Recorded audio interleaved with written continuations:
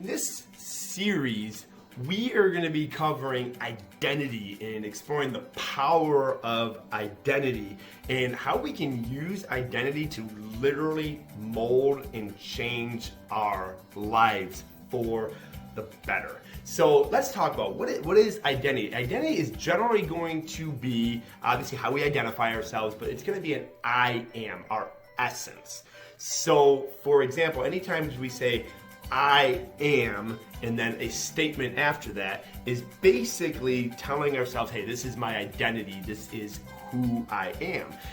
Once we have that who I am statement, our reticular activating system, our brain, will work in unison to create evidence to support that identity. And it will find evidence all over it. What it will do is it will filter evidence out that doesn't support that identity. That's why identity statements are so important, especially for kids. So if a child were to say, you know, I am a loser, or I'm no good at whatever, sports, or I'm no good at learning technology, your RAC, the reticular activating center, will literally find evidence to support that identity. And even when you do give it evidence of things that are reinforcing that that's not true, it will filter them out. It will say that doesn't exist. So the identity statements are huge. Here's kind of the power of a great identity statement. So if you say, I am a good father, or I am a good mother, what your brain's immediately going to do is it's going to create evidence of that. And they've in history seen huge feats of strength. Moms literally lifting a car off their kids. I mean, that's been documented many times. We know that most parents who identify as good parents, they would be fearless. They would exemplify huge bravery. They would, if they don't know how to swim, but their child's drowning, they don't even think. They're diving in to save that their child. So their brain is backing up that identity and allowing them to do things that they never ever would identify. They would never say, hey, I'm a brave person, or I am a hero.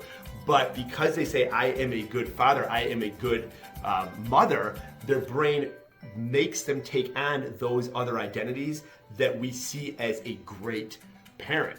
They might say, you know, they might never say like, oh, I'm selfless, but we all know that some good parents are very, very selfless, up at 3 a.m., changing diapers, all of that. And that's all evidence that goes into that identity of I am a great parent. So you can see that such a simple phrase, such an ordinary phrase, brings out the extraordinary of moms and dads.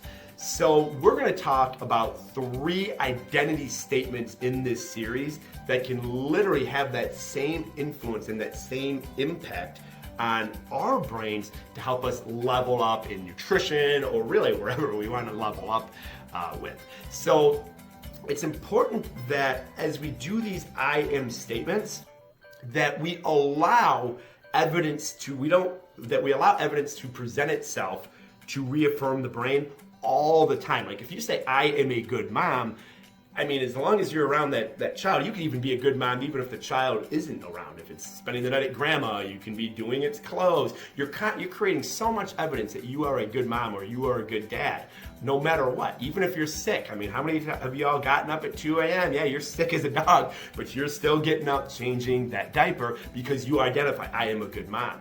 So it's very important that when you have an identity statement, that you can create evidence towards that statement whenever, no matter what, wherever you're at, whenever you're at, no matter what. So a lot of times that's a mistake that people make in their identity habits. So for example, a good identity habit to have is, I am someone who shows up. All right. Well, say that we're trying to get healthier. I show up each day to get healthier. Okay, well, what's the evidence? Maybe it's I track my food. Maybe I'm aware of my boundaries. I can now have this evidence no matter where I'm at in the world or what I'm doing. I'm creating this evidence of knowing what I'm putting in my body and knowing about how much I'm putting in my body. I am showing up. Or maybe your identity is, hey, I love to exercise. Okay, well, by saying I love to exercise, there might be situations where you can't do that depending on how you define exercise. Maybe you define it as an hour or whatever. But if you say, you know what, I show up daily, it can literally be your wedding day. You can do one push-up, and that is the act, the evidence of showing up. So it's super important. James Clear, in his book Atomic Habits, there was a gentleman who never worked out before, never did anything healthy. He needed to lose 100 pounds. This gentleman would just drive to the gym, park in the parking lot, and go home. He did that for about a month. Then he would go in, and it's called the 2-minute rule. And he would do 2 minutes of any type of activity, didn't matter what. Not because he was getting huge caloric expenditure from this activity, he was reinforcing the identity of someone who shows up. So if you want to say level up your nutrition, form that identity. I show up. Okay, or I show up to the gym, and it might be like, yeah, maybe you have the flu and you get out of bed, you do 1 week sit up, I shouldn't say week, but you do one sit up and you just reaffirm that identity. I show up no matter what. It's Christmas Day, maybe you do 5 push-ups on Christmas Day. I show up. That's all evidence that you're giving your brain. And then this guy that he did eventually lose 200 pounds, 2 minutes, went to 5 minutes, went to 10 minutes, but he then established the subroutine in his brain. And because his reticular activating system was saying, okay, you are someone that shows up to the gym, he stopped showing up more in other places. So it filtered out non-goal driven behaviors without him having to sacrifice or be like, oh, I gotta give this up. All he did is, I show up. And he would show up. Some days he would just park, some days he would go and do 2 minutes, and then that spiraled into him losing 100 pounds just from that. So we're going to cover the 2 other identity statements that will change your life. Hopefully this was beneficial for you. If you can share this with someone who this might help. A lot of times our identity statements, they don't allow us to create the evidence that we want to create, and that's kind of pigeonholes us into not seeing the success that we want to have. So when creating your identity statements, make sure that they are something that you can create evidence for, regardless of your physical state, your health, regardless of anything else.